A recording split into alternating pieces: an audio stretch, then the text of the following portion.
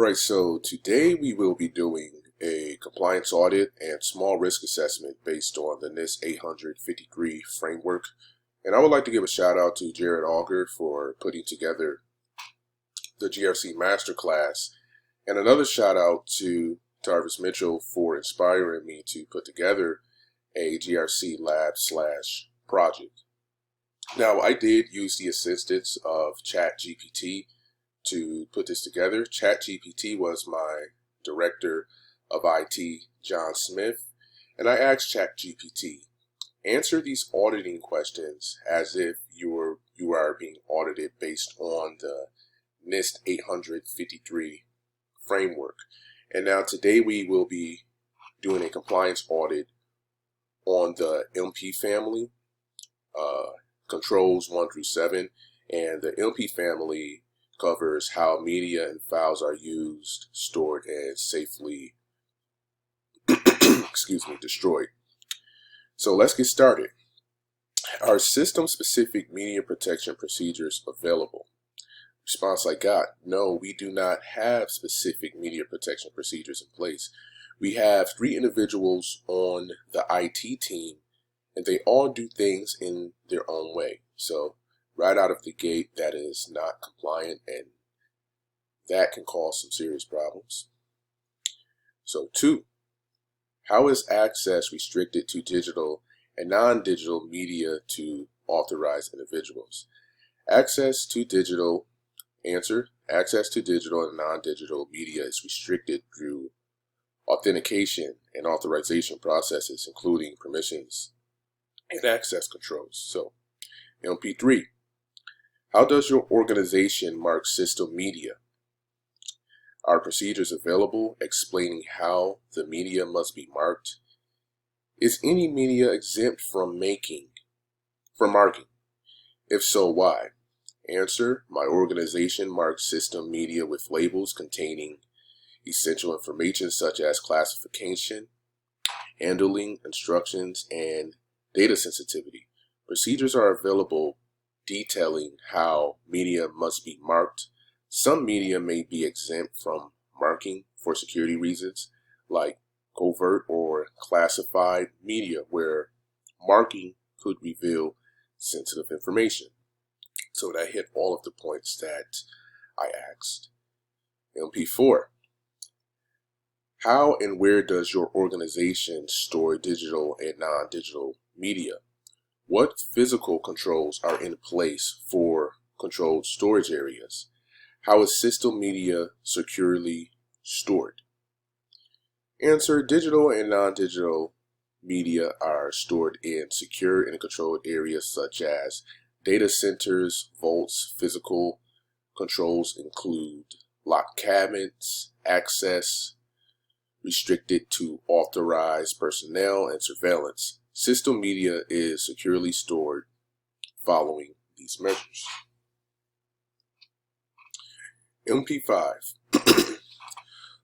Who can move system media out of secured areas? Is their authority documented? Are non-NRC personnel allowed to do this? How is access limited to authorized people? And how is the media protected during transport? Is the transport process documented? If so, where?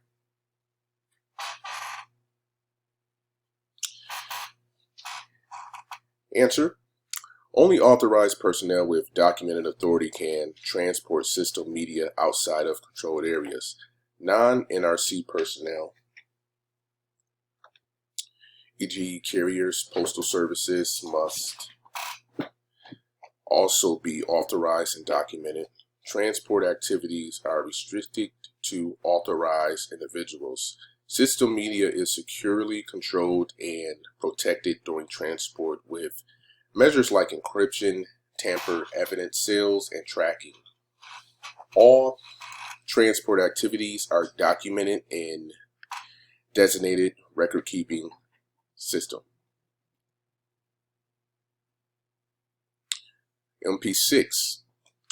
Does your organization sanitize system media before disposal? Release out of organizational organizational control or release for reuse. Yes, my organization sanitized system media before disposal, release out of organizational control, or release for reuse following established procedures. Media is sanitized using approved methods like overriding, degassing, or physical destruction. Sanitation procedures are documented and follow organizational guidelines. So LP7, are any types of media prohibited for use on system components? If so, what are they? What security safeguards are in place to prevent their use? Answer: yes, certain types of media are prohibited for use on system components. Prohibited media types includes external USB drives, external hard drives, optical media, CDs, DVDs, and other removable storage devices.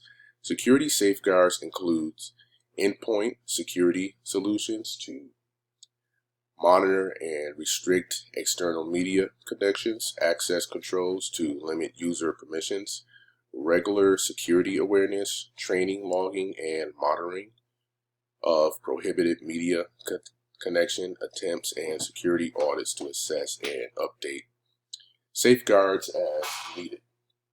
Now let's head over to our spreadsheet. Now, the only control we were not compliant with was MP1, which is policy and procedures. So for the finding, I put no media protection policies or procedures were in place for the threat. I put unauthorized access for the vulnerability description, no documented process or policies. For the mind gating factors, I put tribal knowledge in place because during the interview, the director did say that there's 3 people on the IT team and they all do things in their own way. Now, being that there's only 3 people on the IT team and they are doing things in their own way, that could cause some issues. Now, suppose all 3 of them were out of work and there's no documented procedure in place, there's no documented systematic approach on how to perform the job duties for somebody who's filling in for them. How will things get done if no one knows what to do? That can cause a problem.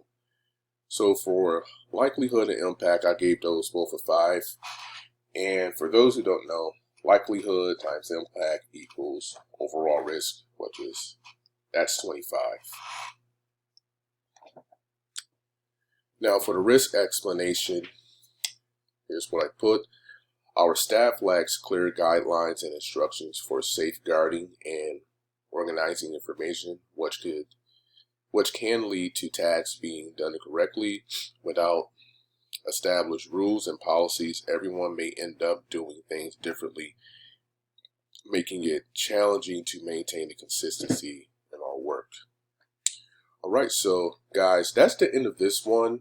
My next video is going to be me doing a firewall audit, and that will be based on the PCI DSS framework.